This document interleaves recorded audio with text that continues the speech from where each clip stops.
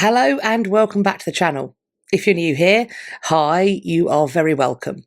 This is Reading the Past and I'm Dr. Cat.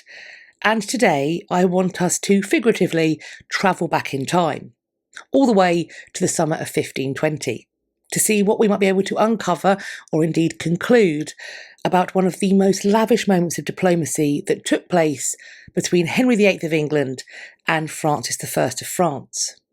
Within decades, this event was being memorialised in this painting. And to this day, it remains a topic of fantasy and fascination for historians, fiction writers, and seemingly theme park creators alike. But before we take a look at today's topic, I want to say an absolutely massive thank you to History Hit for sponsoring another video on this channel.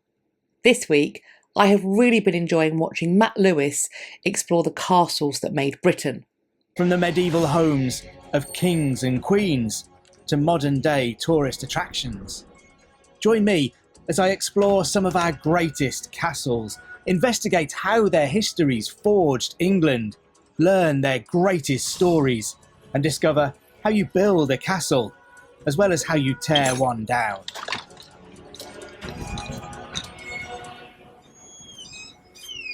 I loved this series, and I know that you will too.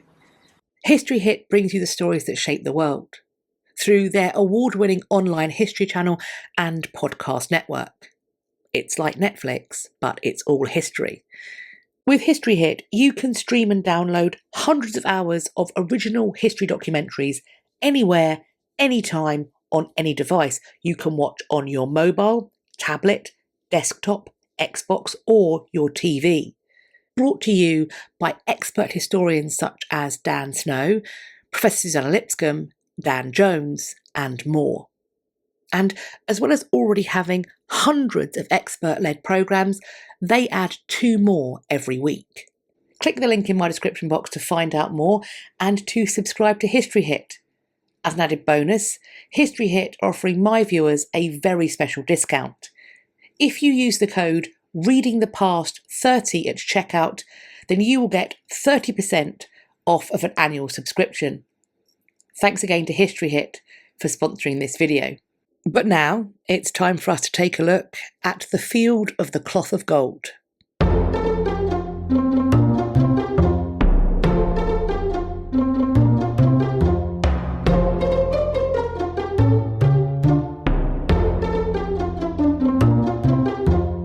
When Henry VIII inherited his father's throne in April 1509, he was a couple of months shy of his 18th birthday.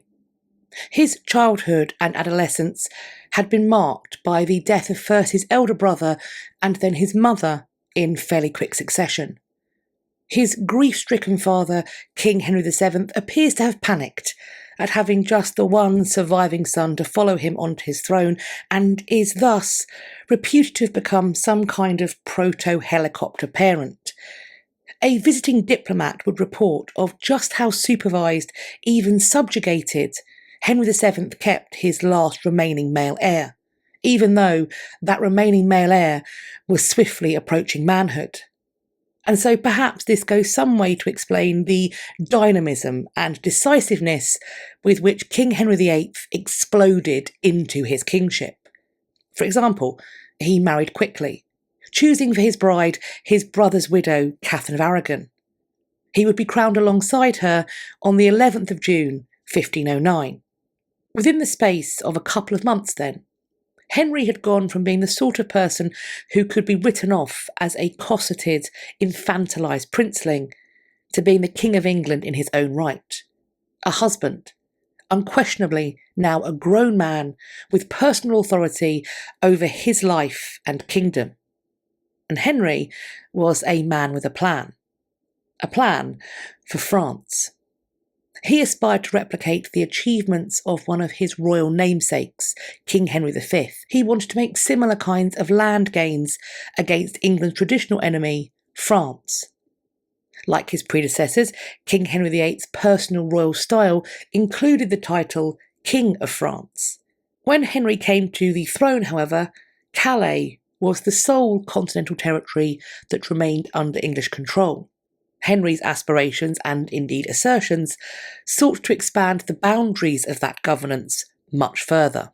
Henry VIII was very keen to go to war. In fact, the phrase chomping at the bit springs to mind. But for the first few years of his reign, he was successfully dissuaded from acting upon this impulse by his advisers, many of whom were keen to maintain the money-saving peace policies of King Henry VII. Many of them had, of course, served King Henry VII. Henry VIII would finally get to lead an army against his French foe in 1513. In the August of that year, Henry's troops met with the forces of Louis XII near Terouanne. On this occasion, the French cavalry appeared to have found themselves at a disadvantage, and so, in response, they retreated. Henry would figuratively dine out on this particular French humiliation, which would become known as the Battle of the Spurs, as the English said that the French made more use of their spurs than their swords on that occasion for decades. It is thought that this painting, which celebrates the victory, was produced for Henry to allow him to remember those glory days when he and his troops bested the French to take control of Terouanne and Tournai. We see Henry VIII on horseback depicted in the heat of the action, receiving the surrender of the kneeling Chevalier de Bayard. And considering how elaborate this memorial to the event is, I think people would be forgiven for assuming that this was a defining moment in England's continental position.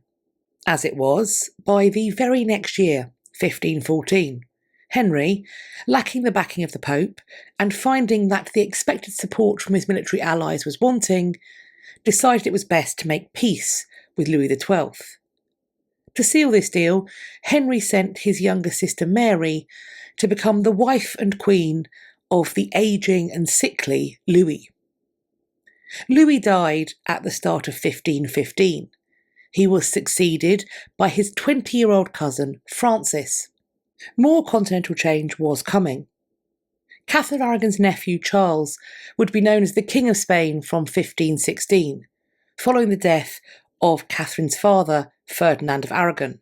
And then, after the death of Maximilian I, Charles was elected Holy Roman Emperor in 1519. He was 19 years old. And this development might have chafed slightly, as both Henry VIII and Francis I had thrown their own names into the hat in the hopes of becoming Holy Roman Emperor themselves. In less than 5 years, the face of European power had been utterly transformed. The major players were now all under 30. The King of Spain was also the Holy Roman Emperor, and on top of that, he was King Henry VIII's nephew by marriage. Henry might have hoped that this younger man, Charles, would be willing to dutifully place himself under his older, more experienced wing, to follow his guidance and direction. Might Henry even have expected to be able to point Charles at Francis before sitting back to await a victory over his French foe? Well, if he did, that would not be the way things ultimately went. Cardinal Thomas Wolsey had first entered royal service under King Henry VII. In the reign of his son, Wolsey's rise would be stratospheric. He became Henry VIII's leading minister, his chancellor. Indeed, in certain circles, he is referred to as the Alter Rex, meaning the other king. And at the same time, he was rising in the church. He became Archbishop of Canterbury in 1514. He was made a cardinal in 1515 and a papal legate in 1518. Wolsey had managed the preparations for Henry VIII's invasion of France in 1513. It has been said that his capacity for organisation was made particularly evident on this occasion, as the English troops had never slept so dry nor ate so well. But by the end of this decade, his royal master, perhaps at his urging or under his influence, was now minded to pursue peace. Eric Ives has provided the following explanation for Wolsey's shifting policy suggestions. Quote, Charles V, Catherine's nephew, had united the Habsburg lands and the Holy Roman Empire with the kingdoms of Spain and its American Empire, and he was engaged in great power rivalry with Francis I of France. In comparison, England was significantly inferior. The population of France was 6 times greater, and Charles V's income was 7 times larger than Henry's. Wolsey's object, therefore, was to manoeuvre in such a way as to achieve equivalent status for Henry, in effect to enable England to punch far above its weight.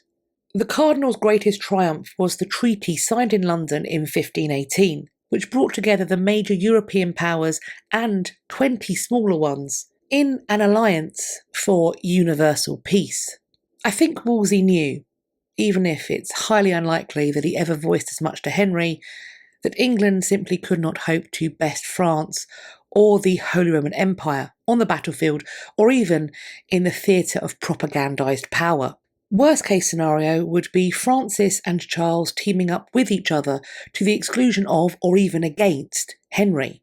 However, by positioning Henry and his England as a potential peacemaker, but also, if necessary, as a deciding force or a weight in that swing pendulum of European status, could be interesting.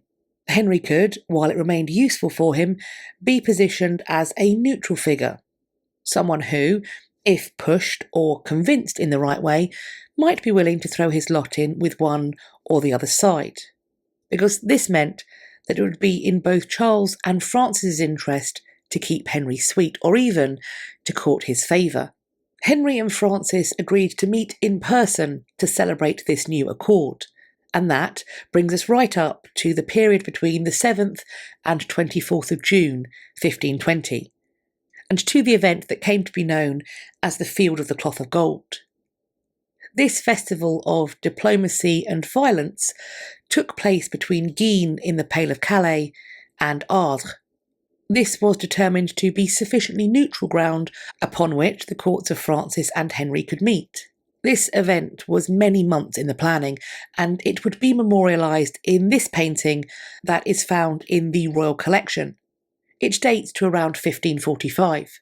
To the left of the painting we are shown King Henry VIII, his courtiers and attendants, processing towards the town of Guisnes and its castle, which was to provide the base for the English party.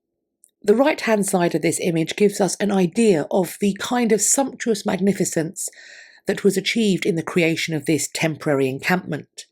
It has been estimated that the team responsible for constructing these palatial spaces numbered around 6,000 people. They came from Flanders and England. This site was being created at around the same time that Thomas Wolsey was engaged in building his palace at Hampton Court. It has even been suggested that Wolsey had his craftsmen down tools at Hampton Court so they could go and work on the Field of the Cloth of Gold. The temporary palace had brick foundations, upon which painted canvases stretched over wooden frames were erected, in order to give the illusion of it being a solid, permanent structure. There was real glass in the windows, and it was decorated with sculptures. Wine flowed freely from the spouts of the ornate fountain placed outside, and if this painting is to be believed, there were a few who attended who imbibed too much. In golden tents, Henry and his guests ate the meals produced by the team of cooks that were at work on the site. The other tents that we can see scattered around the site provided accommodation for less prominent courtiers and staff. There would be music, costumed masks and dancing to enjoy as well. Elaborate gifts would be exchanged between the parties. Workshops were set up on the site to provide, and where necessary to repair, the armour and weaponry that would be put to use in the tournament ground that we can see at the back right-hand side of this image. In front of it, we see the so-called Tree of Honour, upon which the armorial shields belonging to the competing royals and nobles from these two nations were hung as a way of organising or sorting out who would be competing against whom.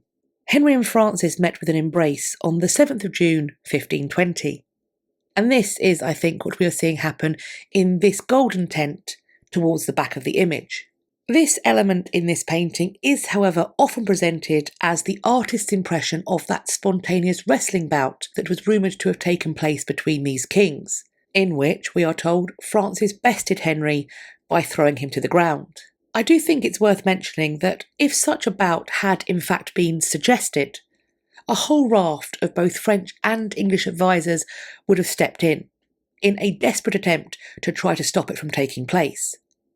Because in all of the combat that was arranged to take place across these days, it was expected that while the kings might engage in combat with each other's courtiers and nobles, they would not face one another.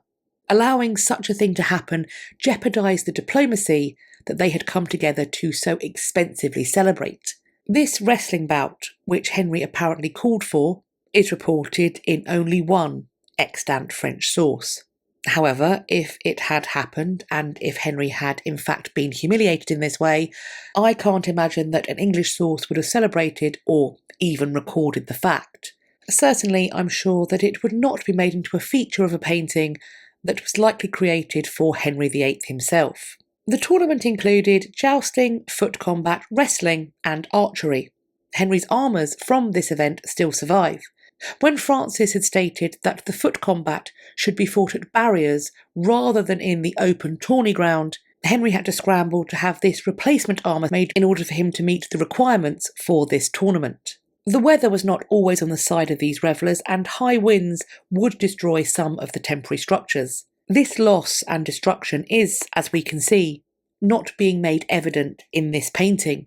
In the sky, on the top left-hand side of this image, we are being shown a flying beast. It may be a dragon, and thus be linked to either Henry VIII's Welsh origins or perhaps to the beast-slaying capacities of England's patron saint, George. Alternatively, we may be seeing a salamander, which was a heraldic device that was favoured by King Francis I. Another option is that this is a combination dragon-salamander that is designed to reflect the new peace between Henry and Francis.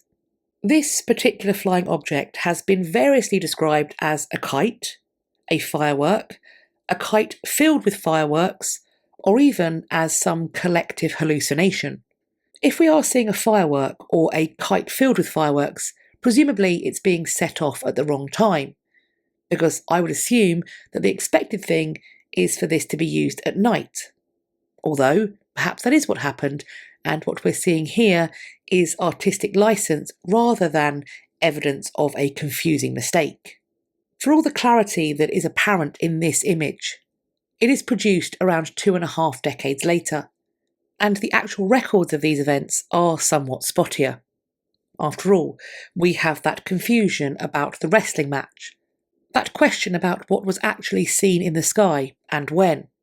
On top of this, there is also some debate about who was there from each court. And perhaps part of this veil of obscurity can be blamed on that wine fountain, which may certainly have affected both the clarity of vision and overall memory for many attendees. The team from Historic Royal Palaces state that, quote, English food and drink accounts reveal that they took nearly 200,000 litres of wine and 66,000 litres of beer. Some of this ran through the wine fountain that stood in front of Henry's temporary palace. English food supplies included 98,000 eggs, more than 2,000 sheep, 13 swans, and 3 porpoises. So were they simply too full of food, wine and beer to keep good records for the sake of posterity? Or perhaps it was the short-lived nature of that universal peace, which the Field of Cloth of Gold had been intended to celebrate, that ultimately resulted in various facets of this event being relegated to rumour. Francis I and Charles V were fighting each other by the summer of 1521. Henry VIII chose to lean into his alliance with Charles V, and so by 1522 English troops were skirmishing around Boulogne. And then, in 1525, Charles's troops would defeat and capture Francis at the Battle of Pavia. It has been suggested that this painting and the one commemorating the Battle of the Spurs were displayed at Whitehall Palace. Whitehall Palace had once been called York Place, and like Hampton Court, it had been a residence of Thomas Wolsey, which he had handed over to his king at the time of his fall. As it is also thought that this Field of Cloth of Gold image was produced in around 1545, I think it is possible that it was intended to be a companion piece, to sit alongside the image of the Battle of the Spurs, to allow the ageing Henry to reminisce even revel in those brief moments of triumph that he enjoyed in France. So what do you think of how quickly this universal peace fell apart, of the Field of Cloth of Gold itself as both an event, but also later as an artistic creation? And what about the expense of it all combined? As always, I'm looking forward to reading your conversations in the comment section underneath this video. I would also love it if you could pop an emoji or a social glyph in the comments too, because that does boost the engagement, and the more engagement a video gets, the more YouTube will share it out, and that does help to grow our community. In terms of an emoji or social glyph, let's do castles, palaces and tents this time. You can pick one or all of those. You can also find me elsewhere on social media. I will leave links to all the other places you can find me on the internet in my description box. Please do follow me over on some or all of those so that we can continue this conversation and start some others. I do hope that you enjoyed this video and found it useful. If you did, please do share it with your friends. And if you like my channel, let some pals know about it. You can tell me you like this particular video by hitting the thumbs up. Please do subscribe to the channel. And if you think you are subscribed, have a little check now. Make sure that YouTube hasn't mysteriously unsubscribed you against your will. And while you are there, checking, subscribing, maybe resubscribing, please hit the bell icon that sits beside the subscribe button and then select all in the drop down that will appear. And that way, YouTube claims, they will tell you when I've next uploaded, but also when I am next planning to go live, which I do when we're talking about the history news. And I know you are not going to want to miss that. As a failsafe, you can also go to my website, www.katrinamarchant.com, go to the contact page and put your email in the little box, and that way I'll add you to my mailing list and I will email you to tell you what I'm up to. I hope you're going to have a great day whatever you're doing, and I look forward to speaking to you all in my next video. Take care of yourselves. Bye-bye for now.